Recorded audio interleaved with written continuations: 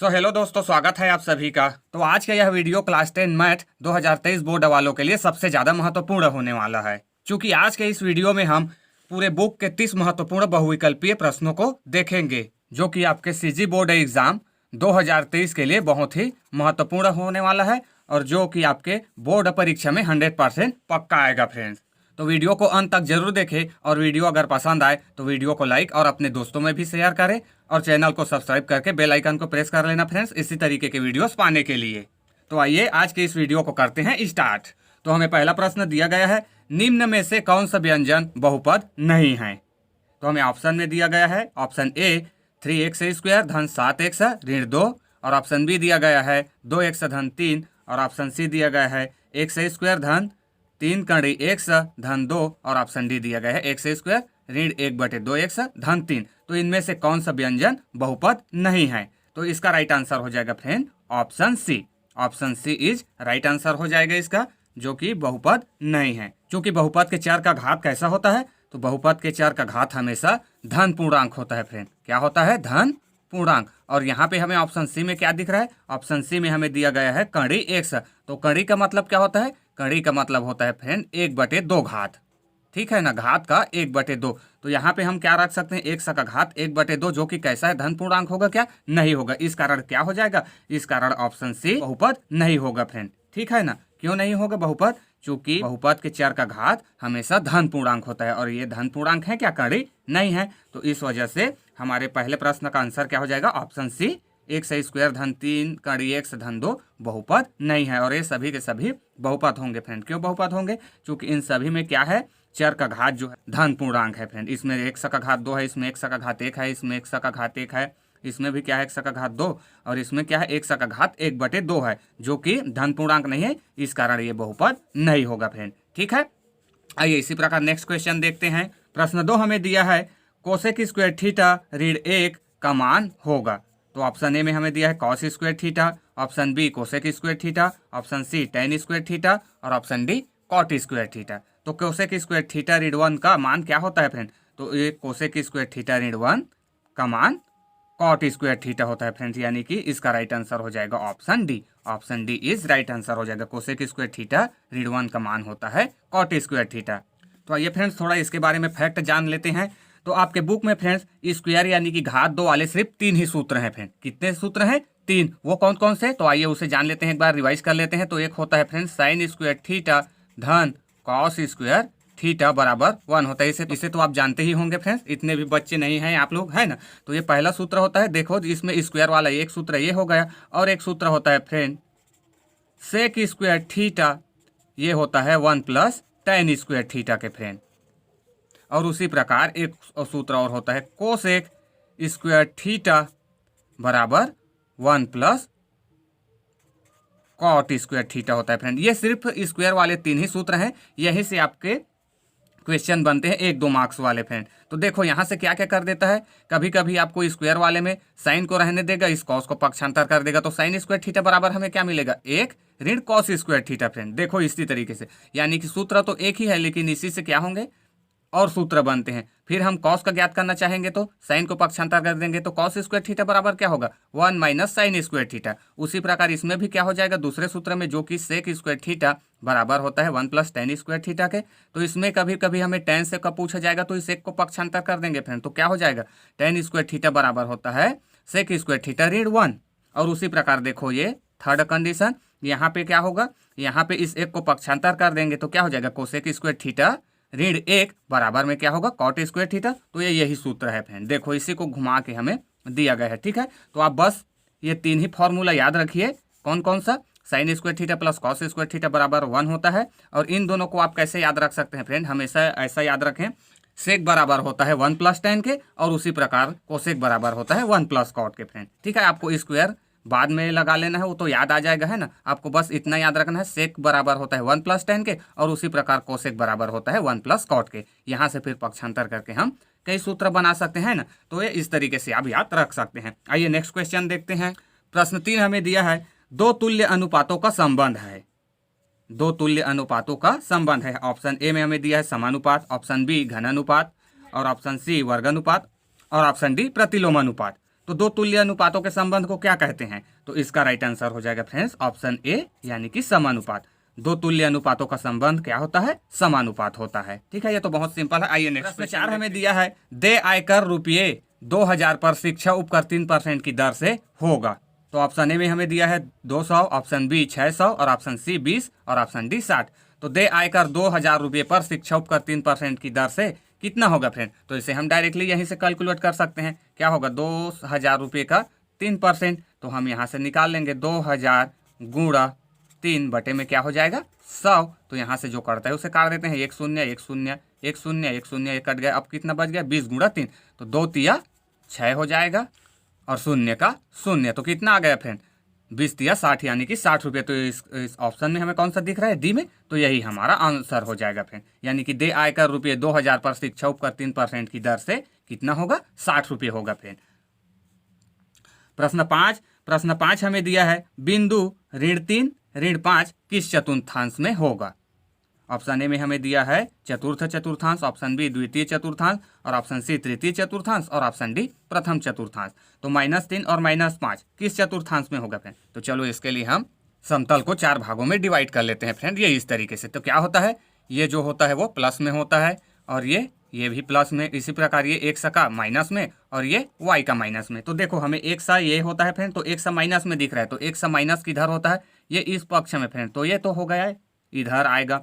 और दूसरा हमें दिया है बिंदु y का निर्देशांक -5, तो y भी माइनस कहाँ होगा फ्रेंड? तो इस नीचे वाले में, यानी कि हमारा जो बिंदु आ रहा है वो कहाँ पे आएगा? वो यहाँ पे आएगा फ्रेंड, है ना, जिसमें x अभी माइनस है और y भी माइनस है। तो ये कौन सा चतुर्थांश है? पहला, दूसरा, तीसरा। तो यानी कि कौन सा चतुर्थांश में आ जाएगा? तृतीय चतुर्थांश फ्रेंड। तो इसका राइट आंसर ऑप्शन सी हो जाएगा। तो बिंदु -3 -5 किस चतुर्थांश में होगा? तो यह तृतीय चतुर्थांश में होगा फ्रेंड। आइए नेक्स्ट क्वेश्चन देखते हैं। प्रश्न 6 हमें दिया है, समांतर श्रेणी 5, 11, 17, 23 में सर्वांतर होगा। तो ऑप्शन ए में हमें दिया है ऑप्शन ए 7, ऑप्शन बी 5 और ऑप्शन सी ऋण 6 और ऑप्शन डी 6। तो 5, 11, 17, 23 में सर्वांतर कितना होगा फ्रेंड? तो सर्वांतर ज्ञात करने के लिए क्या करते हैं? दूसरे पद में पहले को घटा देते हैं या तीसरे में दूसरे को घटा देते हैं, आप किसी में भी घटाओ। तो हम क्या करते हैं? दूसरे पद को ले लेते हैं। दूसरा पद क्या है? 11। ये 11 ऋण क्या करते हैं? पहले पद को घटाते हैं, तो पहला पद है 5, ये 5 फ्रेंड घटा दीजिए, कितना आएगा? 11 में से 5 घटाएंगे तो 6 आएगा फ्रेंड। तो 6 हमें ऑप्शन किस में दिख रहा है? जो कि प्लस में आया है, तो प्लस हमें 6 ऑप्शन डी में दिख रहा है। तो ये ऑप्शन डी हमारा राइट आंसर हो जाएगा, यानी कि समांतर श्रेणी 5, 11, 17, 23 में सर्वांतर होगा कितना होगा? 6 होगा फ्रेंड। ठीक है, आइए नेक्स्ट क्वेश्चन देखते हैं। प्रश्न 7 हमें दिया है, 2x धन 5 एवं 3x ऋण 2 का योग है। तो ये बहुपद का क्वेश्चन है फ्रेंड। तो क्या होगा? बहुपद को कैसे जोड़ते हैं? यानी कि ये बहुपद का योग कह रहा है, तो बहुपद को जोड़ने के लिए क्या करते हैं? चर वाले को चर के साथ, अचर वाले को अचर के साथ जोड़ते हैं फ्रेंड। ठीक है, तो देखो हमें ऑप्शन में क्या क्या दिया गया है। ऑप्शन ए हमें दिया है x धन 3, ऑप्शन बी 5x धन 3 और ऑप्शन सी x ऋण 3 और ऑप्शन डी 5x ऋण 3। तो चलो इसको योग करके देखते हैं। तो 2x ये किसके साथ होगा फ्रेंड? ये चर वाला है, तो इसके चर के साथ होगा, जो कि कितना है? 3x। तो ये धन का 3x हो जाएगा। फिर संख्या के साथ जुड़ेगा, तो इधर क्या है? प्लस का 5, ये प्लस का 5 और इसके साथ जुड़ेगा ऋण का 2, तो ये हो जाएगा ऋण का 2। ठीक है, इसे हल कर लीजिए। तो 2x धन 3x दोनों प्लस प्लस में जुड़ जाएगा, तो ये हो जाएगा 5x और ये प्लस 5 है और ये माइनस का 2 है, तो घट जाएगा। तो घटेगा तो कितना बचेगा? प्लस का 3, ये प्लस का 3। तो हमारे पास आया 5x धन 3। कौन सा ऑप्शन में दिया गया है? 5x धन 3 ऑप्शन बी में दिख रहा है, तो यही हमारा राइट आंसर हो जाएगा फ्रेंड। ठीक है, 5x धन 3, 2x धन 5 एवं 3x ऋण 2 का योग 5x धन 3 होगा फ्रेंड। आइए नेक्स्ट क्वेश्चन देखते हैं। प्रश्न 8 हमें दिया है, 1 माइनस साइन स्क्वायर थीटा का मान है। तो ये देखो फ्रेंड, जस्ट वो 3 सूत्र देखे हैं स्क्वायर वाले, यानी कि वर्ग वाले, उसी का क्वेश्चन फिर आ गया है। तो देखो 1 माइनस साइन स्क्वायर थीटा का मान है, तो इसे तो अब आप डायरेक्टली बता सकते हैं फ्रेंड, क्या होगा? इसका राइट आंसर हो जाएगा 1 माइनस साइन स्क्वायर थीटा बराबर कॉस स्क्वायर थीटा फ्रेंड, है ना। Option A is right answer हो जाएगा। ठीक है, क्या होता है ये? Sine square theta plus cos square theta बराबर होता है 1। तो यहाँ से हम साइन को पक्षांतर करेंगे तो क्या हो जाएगा? कॉस स्क्वायर थीटा बराबर 1 माइनस साइन स्क्वायर थीटा। तो 1 माइनस साइन स्क्वायर थीटा बराबर कॉस स्क्वायर थीटा हो जाएगा। ठीक है, आइए इसी प्रकार प्रश्न 9 देखते हैं। प्रश्न 9 हमें दिया है, यदि सावधि जमा खाता में ब्याज की गणना 6 माही आधार पर की जाती है तो वार्षिक दर को लिया जाना चाहिए। तो ऑप्शन ए में हमें दिया है आधा, ऑप्शन बी दुगुना और ऑप्शन सी तिगुना और ऑप्शन डी 4 गुना। तो यदि सावधि जमा खाता में ब्याज की गणना 6 माही आधार पर की जाती है तो वार्षिक दर को लिया जाना चाहिए, कितना लिया जाना चाहिए फ्रेंड? तो इसका राइट आंसर हो जाएगा ऑप्शन बी 2 गुना फ्रेंड। अगर 6 माह यानी कि आधा होता है फ्रेंड, तो 6 माह में ब्याज की गणना की जाती है तो वार्षिक में क्या हो जाएगा? उसका दुगुना हो जाएगा, है ना। तो इसका राइट आंसर हो जाएगा ऑप्शन बी दुगुना। नेक्स्ट क्वेश्चन देखते हैं। प्रश्न 10 हमें दिया है बिंदु ऋण 3, 5 किस चतुर्थांश में होगा? तो ऑप्शन ए में हमें दिया है प्रथम चतुर्थांश, ऑप्शन बी द्वितीय चतुर्थांश और ऑप्शन सी तृतीय चतुर्थांश और ऑप्शन डी चतुर्थ चतुर्थांश। तो -3 और 5 किस चतुर्थांश में होगा फ्रेंड? तो देखो ये क्या है, एक्स जो कि कैसा है, ऋणात्मक में दिया गया है, तो ये हो गया ऋणात्मक में फ्रेंड।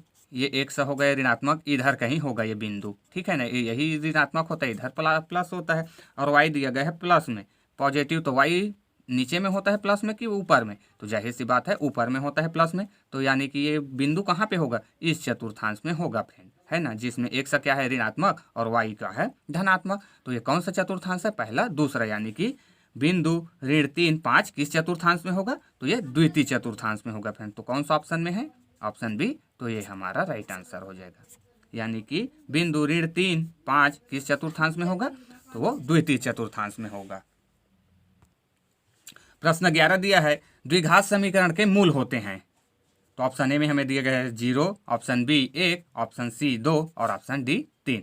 तो द्विघात समीकरण के कितने मूल होते हैं फ्रेंड? तो इसका राइट आंसर हो जाएगा ऑप्शन सी, यानी कि 2। द्विघात समीकरण के कितने मूल होते हैं? 2 मूल होते हैं, ठीक है। ये तो बहुत सिंपल क्वेश्चन है। आइए इसी प्रकार प्रश्न 12वां देखते हैं। प्रश्न 12 हमें दिया है कड़ी 2 धन 1 और कड़ी 2 ऋण 1 का समांतर माध्य है। तो ऑप्शन ए में हमें दिया गया है 2, ऑप्शन बी 2 कड़ी 2 और ऑप्शन सी ऋण कड़ी 2 और ऑप्शन डी कड़ी 2। तो कड़ी 2 धन 1 और कड़ी 2 ऋण 1 का समांतर माध्य क्या होगा फ्रेंड? तो आइए इसे बना के देख लेते हैं। तो ये है कड़ी 2 धन 1, तो क्या होता है समांतर माध्य? इन दोनों संख्याओं का योग का आधा। तो ये हो गया पहला संख्या। दूसरा संख्या में दिया गया है कड़ी 2 ऋण 1 और पूरे के बटे में हो जाता है 2। तो इसे हल कर लीजिए। तो ये क्या हो जाएगा? ऋण 1 धन 1 कैंसल हो जाएगा और ये कड़ी 2 और ये कड़ी 2 क्या हो जाएगा? 2 कड़ी 2 और बटे में क्या है? 2। तो ये बाहर में 2 है, ये 2 और ये 2 कैंसल। कितना बचा हमारे पास? सिर्फ कड़ी 2। तो ये हमें कौन सा ऑप्शन में दिख रहा है? तो ये हमें ऑप्शन डी में दिया है फ्रेंड, यानी कि कड़ी 2 धन 1 और कड़ी 2 ऋण 1 का समांतर माध्य क्या होगा? ऑप्शन डी, यानी कि कड़ी 2 होगा फ्रेंड, ठीक है। तो किसी भी दो संख्याओं का समांतर माध्य ज्ञात करने के लिए आप क्या करेंगे? उन दोनों संख्या को जोड़ लीजिए और 2 से भाग दे दीजिए, ठीक है। आइए नेक्स्ट क्वेश्चन देखते हैं। प्रश्न 13 दिया है सेक स्क्वायर थीटा ऋण 1 का मान है। तो इसे भी आप बता सकते हैं फ्रेंड, पहले ही हम लोग डिस्कस कर चुके हैं, है ना। तो क्या हो जाएगा? इसका मान क्या होगा? ऑप्शन ए में हमें दिया है cos square theta, option B cosec square theta और option C tan square theta और option D cot square theta. तो सेक बराबर क्या होता है? सेक बराबर होता है 1 + tan के फ्रेंड। तो उस एक को इधर पक्षांतर करके ले आया है, तो क्या बचा है उधर? tan। तो tan कौन सा दिख रहा है? ऑप्शन सी में। तो यही हमारा आंसर हो जाएगा फ्रेंड, यानी कि सेक स्क्वायर थीटा ऋण 1 का मान क्या होगा? tan स्क्वायर थीटा, ठीक है। बहुत फास्ट बना सकते हैं ना इसके थ्रू। आइए नेक्स्ट क्वेश्चन देखते हैं। प्रश्न 14 हमें दिया है यदि सावधि जमा खाते में ब्याज की गणना तिमाही आधार पर की जाती है तो वार्षिक दर को लिया जाना चाहिए। तो कितना लेगा फ्रेंड? यदि सावधि जमा खाते में ब्याज की गणना तिमाही आधार पर की जाती है तो वार्षिक दर को कितना लिया जाना चाहिए? ऑप्शन ए में हमें दिया है आधा, ऑप्शन बी 1/4, ऑप्शन सी तिगुना और ऑप्शन डी दुगुना। तो कितना लिया जाना चाहिए फ्रेंड? चूंकि तिमाही 3 माह में क्या किया जा रहा है फ्रेंड? 3 माह में ब्याज लिया जा रहा है। तो एक साल में कितने माह होते हैं? 12। तो इससे हम क्या करेंगे? 3 माह में देना पड़ रहा है। 3 माह में दोगे तो कितनी बार दोगे एक साल में? तो ये हो जाएगा 3 एकम 3, 3 चौक 12। तो यानी कि फ्रेंड आपको 4 बार ब्याज देना पड़ेगा, ठीक है ना। तो इसी को कह रहा है तो वार्षिक दर को लिया जाना चाहिए। तो कितना लिया जाना चाहिए? तो ये क्या हो जाएगा? 1/4 फ्रेंड, यानी कि 1/4, ठीक है। यदि सावधि जमा खाते में ब्याज की गणना तिमाही आधार पर की जाती है तो वार्षिक दर को कितना लिया जाना चाहिए? 1/4, यानी कि 1/4। तो इसका राइट आंसर हो जाएगा ऑप्शन बी 1/4 फ्रेंड, ठीक है। आइए नेक्स्ट क्वेश्चन देखते हैं। प्रश्न 15 हमें दिया है tan 90° - 60° का मान होगा। ऑप्शन ए में हमें दिया गया कड़ी 3, ऑप्शन बी 1, ऑप्शन सी 0 और ऑप्शन डी 1/3। तो tan 90 अंश माइनस 60 अंश का मान कितना होगा, तो इसे हम डायरेक्टली हल कर लेते हैं फ्रेंड। क्या होगा, 90 में से 60 अंश घटाएंगे तो कितना हो जाएगा, tan 30 अंश, इतना ही बचेगा। 90 में से 60 घटा देंगे तो tan 30 अंश। अब इसी को हम क्या लिख सकते हैं फ्रेंड, अगर tan का आपको मालूम नहीं है तो tan बराबर क्या होता है, tan बराबर होता है साइन और बटे कॉस। तो ये कोण की जगह कितना है 30 अंश, तो ये हो जाएगा साइन 30 अंश और ये हो जाएगा कॉस 30 अंश।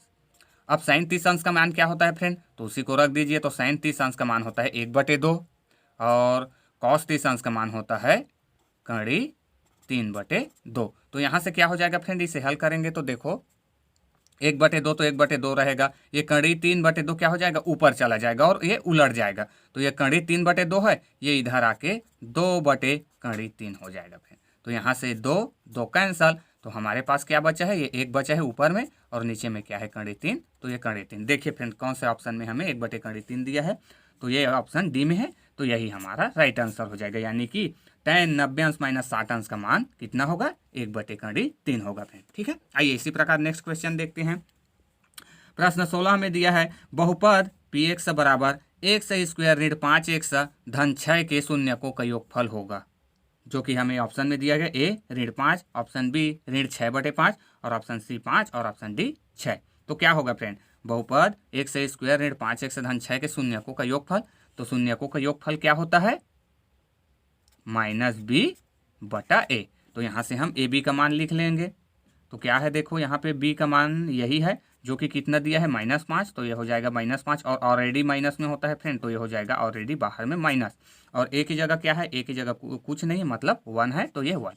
तो ये क्या हो जाएगा, माइनस माइनस प्लस हो जाएगा, यानी कि 5/1। तो 1 को तो नहीं लिखते, यानी कि हमें कितना मिला 5। तो देखिए हमें ऑप्शन में किस में दिख रहा है, ऑप्शन सी 5। तो यही होगा फ्रेंड, यानी कि बहुपद px x स्क्वायर ऋण 5x धन 6 के शून्यकों का योगफल कितना होगा, 5 होगा फ्रेंड। ठीक है, आइए इसी प्रकार प्रश्न 17वां देखते हैं। प्रश्न 17वां में दिया है वृत्त पर स्थित किसी बिंदु पर कितनी स्पर्श रेखाएं खींची जा सकती है।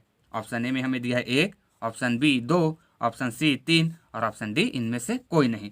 तो वृत्त पर स्थित किसी बिंदु पर कितनी स्पर्श रेखाएं खींची जा सकती है फ्रेंड। तो चलो हम बना लेते हैं एक वृत्त, यहाँ पर ये हमने एक वृत्त बना लिया फ्रेंड। अब इसके हम एक बिंदु इसे ले रहे हैं फ्रेंड, इस एक बिंदु को ले रहे हैं। अब इसी पर हमें स्पर्श रेखा खींचना है, तो ये हमने चलो ये इस तरीके से इस पर खींच लिया स्पर्श रेखा। तो इसमें और इसी बिंदु पर और स्पर्श रेखा खींच सकते हैं, तो आप खींच के देख सकते हैं फ्रेंड, आप नहीं खींच सकते। यानी कि क्या हो जाएगा, वृत्त पर स्थित किसी बिंदु, ये वृत्त हो गया, इस पर स्थित ये एक बिंदु हो गया, उस पर कितनी स्पर्श रेखाएं खींची जा सकती है, तो सिर्फ हम एक ही खींच सकते हैं फ्रेंड, इससे ज़्यादा नहीं। इसका मतलब इसका आंसर क्या हो जाएगा, इसका आंसर ए हो जाएगा फ्रेंड, यानी कि 1। वृत्त पर स्थित किसी बिंदु पर कितनी स्पर्श रेखाएं खींची जा सकती है, तो 1 फ्रेंड। ठीक है, सिर्फ एक ही स्पर्श रेखा खींच सकते हैं और नहीं। ठीक है, आइए इसी प्रकार प्रश्न 18वां देखते हैं। प्रश्न 18वां हमें दिया है निम्न में से कौन सा समीकरण वर्ग समीकरण नहीं है। ये फ्रेंड आपको इनमें से बताना है कि कौन सा वर्ग समीकरण नहीं है। तो ऑप्शन ए में हमें दिया है x धन 1/x बराबर 2, ऑप्शन बी दिया है x स्क्वायर धन 7x कड़ी x धन 9 बराबर 0 और ऑप्शन सी दिया है x स्क्वायर ऋण 9 बराबर 4 और ऑप्शन डी दिया गया है x स्क्वायर धन x बराबर कड़ी 3/2। तो इनमें से कौन वर्ग समीकरण नहीं है, तो इसका राइट आंसर हो जाएगा friend option B. Option B, चूंकि इसमें भी हमें क्या देखने को मिल रहा है, इसमें भी हमें एक सही जो कि क्या है चर है, इसमें भी कड़ी आ गया है, यानी कि इसका घात क्या है, अपूर्ण है फ्रेंड, अपूर्ण संख्या है ना, पूर्ण वर्ग संख्या नहीं है। तो इसका मतलब क्या हो जाएगा, option B is right answer हो जाएगा, जो कि वर्ग समीकरण नहीं होगा। ये सभी के सभी वर्ग समीकरण होंगे फ्रेंड। इसे भी हल करके देखेंगे तो ये x इसके साथ गुणा होगा तो x का स्क्वायर, ये भी क्या हो जाएगा वर्ग समीकरण। इसमें कड़ी x आ गए है, यानी कड़ी का मतलब क्या होता है, इसके घात 1/2 है। इसका मतलब ये क्या होगा, ये वर्ग समीकरण नहीं होगा फ्रेंड। ठीक है, आइए नेक्स्ट क्वेश्चन देखते हैं। प्रश्न 19 हमें दिया है एक व्यक्ति की कर योग्य वार्षिक आय 10 लाख रुपए से अधिक है, उसको देय आयकर के साथ अधिभार देना पड़ता है, तो कितना देना पड़ेगा उसे। ऑप्शन ए 5%, ऑप्शन बी 10% और ऑप्शन सी 20% और ऑप्शन डी 30%। तो कितना देना पड़ेगा फ्रेंड, एक व्यक्ति की कर योग्य वार्षिक आय, उसका वार्षिक आय है जो वो 10 लाख रुपए से अधिक है, तो उसे कितना अधिभार देना पड़ेगा। तो इसका राइट आंसर हो जाएगा फ्रेंड ऑप्शन डी 30%। जैसे ही अगर उस व्यक्ति के पास 10 लाख ऊपर हुआ, उसका मतलब उसको 30% देना पड़ेगा फ्रेंड। ठीक है, क्या आइए इसी प्रकार प्रश्न 20वां देखते हैं। प्रश्न 20 हमें दिया है वर्ग समीकरण 2x स्क्वायर ऋण 4x बराबर 0 के मूलों का गुणनफल होगा। तो फ्रेंड हमें इसके मूलों का गुणनफल बताना है, जो कि ऑप्शन ए में हमें दिया है ऋण 3/2, ऑप्शन बी ऋण 1/2, ऑप्शन सी दिया है 3/2 और ऑप्शन डी दिया गया है ऋण 3/4। तो क्या होता है वर्ग समीकरण के मूलों का गुणनफल? तो वो होता है फ्रेंड C/A, यही होता है। तो चलो मान रख देते हैं। यहाँ पे 3 है फ्रेंड, इस 3 को लिखना भूल गए थे। ये क्या है हमारा वर्ग समीकरण 2x² ऋण 4x धन 3 बराबर 0 के मूलों का गुणनफल होगा। तो ये क्या होता है फ्रेंड, किसी भी द्विघात समीकरण या वर्ग समीकरण के मूलों का गुणनफल C/A। तो इसी में हम मार रख देते हैं। तो C हमें दिख रहा है, यही होगा ABC, जो कि दिया है C बराबर 3, ये 3 और A का मान क्या है, A यही है, तो ये हो जाएगा A का मान है 2, तो ये 2 फ्रेंड। यानी कि हमें क्या मिला, मूलों का गुणनफल 3/2, जो कि हमें ऑप्शन किस में दिख रहा है, ऑप्शन सी में दिख रहा है। तो यही हमारा आंसर हो जाएगा फ्रेंड। यानी कि वर्ग समीकरण 2x² ऋण 4x धन 3 बराबर 0 के मूलों का गुणनफल कितना होगा, 3/2 होगा फ्रेंड। आइए नेक्स्ट क्वेश्चन देखते हैं। प्रश्न 21 हमें दिया है tan 90 माइनस 45 का मान होगा। ऑप्शन ए में हमें दिया गया है 1/3, बी 1 और ऑप्शन सी दिया गया है 3 और ऑप्शन डी दिया गया है 0। तो क्या होगा फ्रेंड tan 90 माइनस 45 का मान? तो चलो इसे भी उसी तरीके से बना के देखते हैं। तो ये क्या हो जाएगा, 90 में से 45 घटा देंगे तो क्या हो जाएगा tan 45। अब इसी को हम क्या कर लेते हैं, साइन में चेंज कर लेते हैं। tan बराबर क्या होता है, साइन बटे कॉस। साइन चूंकि कोण का मान क्या है 45 तो साइन 45 बटे का कॉस का 45। अब साइन 45 का मान क्या होता है फ्रेंड, तो साइन 45 का मान होता है 1/2 और कॉस का भी होता है, साइन और कॉस दोनों 45 का मान दोनों सेम होता है फ्रेंड। इसका भी होता है 1/2। तो देखो ये क्या हो जाएगा, 1/2 गुणा इधर हो जाएगा 2/1 है ना। इस 1/2 को पक्ष ऊपर ले जाएंगे तो क्या हो जाएगा, ये उलट जाएगा। 1/2 था वो क्या हो जाएगा 2/1 और ये सभी कट जाएंगे तो हमारे पास कितना मिलेगा, 1 फ्रेंड। तो ये tan 90 माइनस 45 का मान कितना होगा, 1 होगा, जो कि ऑप्शन बी में दिख रहा है। तो ये ऑप्शन बी हमारा राइट आंसर हो जाएगा। ठीक है, आइए नेक्स्ट क्वेश्चन देखते हैं। प्रश्न 22 हमें दिया है बहुपद px बराबर x² ऋण 3x ऋण 4 का शून्यक होगा। ऑप्शन ए में हमें दिया है 1, ऑप्शन बी ऋण 2 और ऑप्शन सी 2 और ऑप्शन डी दिया गया है ऋण 1। तो हमें इस बहुपद का शून्यक बताना है फ्रेंड्स। क्या होगा, 1 या ऋण 2 या 2 या 1। तो क्या होता है शून्यक, ऐसा एक सा का मान जिसको हम इसमें रखें तो ये पूरा शून्य हो जाना चाहिए फ्रेंड। तो क्या रखें, 1 रख के देखें, इसे चेक करके देख सकते हो। 1 रखेंगे तो ये 1 हो जाएगा, ये 3 एकम 3 और ये 4 3 7 नहीं आएगा फ्रेंड शून्य, तो हम 1 नहीं लेंगे, यानी कि इस बहुपद का 1 शून्यक नहीं होगा। ऋण 2 को देखते हैं तो ऋण 2 को रखेंगे यहाँ पर, तो ऋण 2 का स्क्वायर 2 दूनी 4 हो जाएगा और ये ऋण 2 तिया 6 हो जाएगा, जो कि प्लस में, और ये क्या हो जाएगा माइनस का, ये भी नहीं होगा फ्रेंड। इसी प्रकार हम 2 को रख के देखेंगे तो इसमें भी ये शून्य नहीं होगा। फिर -1 को रख के देखेंगे तो क्या हो जाएगा, इस -1 का स्क्वायर यानी कि -1 गुणा -1 क्या होगा 1 मिलेगा, प्लस का ऋण क्या हो जाएगा धन हो जाएगा, गुणा में धन हो जाता है तो 1 का 1 हो जाएगा। और यहाँ पे ऋण 1 रखेंगे तो ऋण 1 का ऋण 3 के साथ गुणा होगा तो क्या होगा, धन का 3 मिलेगा, ऋण कैंसल हो जाएंगे और 3 एकम 3 और इधर क्या है ऋण का 4, तो ये ऋण का 4, तो 3 और ये 1 मिल करके 4 हो जाएंगे और ये भी क्या है इधर ऑलरेडी 4 है, दोनों मिल करके शून्य हो जाएगा फ्रेंड। तो इस बहुपद का शून्य क्या होगा, ऑप्शन डी ऋण 1 होगा फ्रेंड। यानी कि बहुपद x² ऋण 3x ऋण 4 का शून्य होगा ऋण 1। इस ऋण 1 को हम इसमें रखेंगे तो ये पूरा वैल्यू शून्य हो जाएगा फ्रेंड। ठीक है, आइए नेक्स्ट क्वेश्चन। इसका प्रश्न दिया है सावधि खाता में परिपक्वता मूल्य ज्ञात करने का सूत्र है। तो सावधि खाता में परिपक्वता मूल्य ज्ञात करने का कौन सा सूत्र है फ्रेंड, तो ऑप्शन ए में हमें दिया है मिश्र धन बराबर होता है मूलधन ब्रैकेट 1 प्लस दर बटे 100 पूरे का पावर समय, और ऑप्शन बी दिया गया है मूलधन बराबर मिश्र धन 1 प्लस दर बटे 100 पूरे का घात समय, और ऑप्शन सी दिया है मिश्र धन बराबर मूलधन ब्रैकेट 1 प्लस समय बटे 100 और दर, और इसी प्रकार ऑप्शन डी दिया है मूलधन बराबर मिश्र धन 1 प्लस समय बटे 100 और दर। तो सावधि खाता में परिपक्वता मूल्य ज्ञात करने का सही सूत्र क्या है फ्रेंड, तो इसका हो जाएगा option A is right answer friend. क्या होता है सावधि खाता में परिपक्वता मूल्य ज्ञात करने का सूत्र, मिश्र धन बराबर होता है मूलधन गुणा 1 धन दर बटे 100 पूरे का घात समय फ्रेंड। ठीक है, तो यही option A is right answer हो जाएगा। आइए नेक्स्ट क्वेश्चन देखते हैं। प्रश्न 24 हमें दिया है वृत्त के बाह्य बिंदु से वृत्त पर कितनी स्पर्श रेखाएं खींची जा सकती है। वृत्त के बाह्य बिंदु से वृत्त पर कितनी स्पर्श रेखाएं खींची जा सकती है। तो ऑप्शन ए में हमें दिया एक और केवल एक, ऑप्शन बी दो और केवल दो, और ऑप्शन सी तीन और केवल तीन, और ऑप्शन डी दिया है इनमें से कोई नहीं। तो वृत्त के बाह्य बिंदु से वृत्त पर कितनी स्पर्श रेखाएं खींच सकते हैं फ्रेंड। तो आइए इसे भी देख लेते हैं कितनी खींच सकते हैं। तो ये होगा कोई वृत्त और ये होगा कोई इसका बाह्य बिंदु। तो चलो इसी से हम इसमें स्पर्श रेखा इस तरीके से खींच दिए और एक और इस तरीके से खींच लेते हैं। और खींच सकते हैं क्या इसी तरीके से स्पर्श रेखा? तो नहीं फ्रेंड, और हम नहीं खींच सकते। आप चाहे तो देख भी सकते हो खींच के, आप दो से ज़्यादा नहीं खींच सकते। तो इसका मतलब क्या हो जाएगा, वृत्त के बाह्य बिंदु से वृत्त पर कितनी स्पर्श रेखाएं खींची जा सकती है? तो दो और केवल दो। तो इसका कौन सा आंसर सही हो जाएगा? ऑप्शन बी राइट आंसर हो जाएगा फ्रेंड। ठीक है, आइए नेक्स्ट क्वेश्चन देखते हैं। प्रश्न 25 हमें दिया है, यदि पी एक्स बराबर 2x ऋण ए का भाजक x धन ए हो तो शेषफल होगा। तो 2x ऋण ए का भाजक है x प्लस ए, तो हमें इसका शेषफल बताना है फ्रेंड। क्या होगा शेषफल?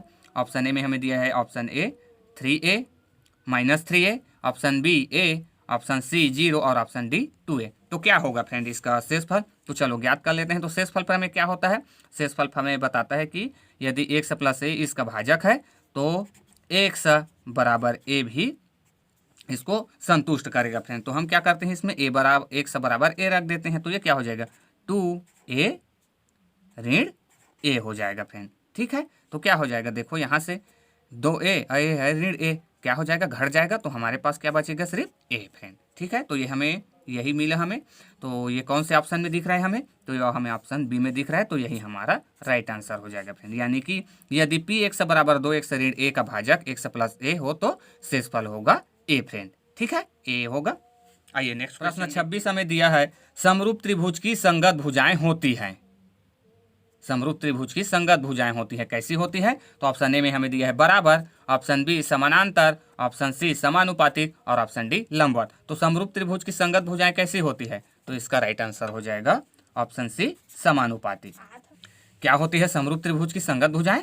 हमेशा समानुपातिक होती है फ्रेंड्स। ठीक है, आइए नेक्स्ट क्वेश्चन देखते हैं। प्रश्न 27 हमें दिया है, घनाभ में शीर्ष की संख्या होती है। तो घनाभ में कितने शीर्ष होते हैं फ्रेंड? तो ऑप्शन ए में हमें दिया 6, ऑप्शन बी 8, ऑप्शन सी 12 और ऑप्शन डी 16। तो घनाभ में कितने शीर्ष होते हैं? तो वो होते हैं फ्रेंड 8 शीर्ष होते हैं। ठीक है, कितने शीर्ष होते हैं? 8। आप इस तरीके से बना के भी देख सकते हैं।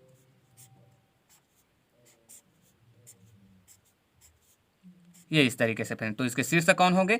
ये एक हो गया, ये दूसरा, ये तीसरा, ये चौथा। 4 इधर दिखेगा और 4 आपको इधर देखने को मिलेगा। 1 2 3 और ये 4 फ्रेंड। तो इधर 4 और इधर 4, कितने शीर्ष हो गए? 8 शीर्ष। तो घनाभ में शीर्ष की संख्या कितनी होती है? 8 फ्रेंड। ठीक है, आइए नेक्स्ट क्वेश्चन देखते हैं। प्रश्न 28 हमें दिया है, सेक 45 अंश गुणक कॉस 45 अंश का मान होगा। ऑप्शन ए में हमें दिया कड़ी 2, ऑप्शन बी 1/2 और ऑप्शन सी 1 और ऑप्शन डी 0। तो क्या होगा फ्रेंड सेक 45 अंश गुणक कॉस 45 अंश का मान? तो इसका राइट आंसर हो जाएगा फ्रेंड ऑप्शन सी 1 फ्रेंड।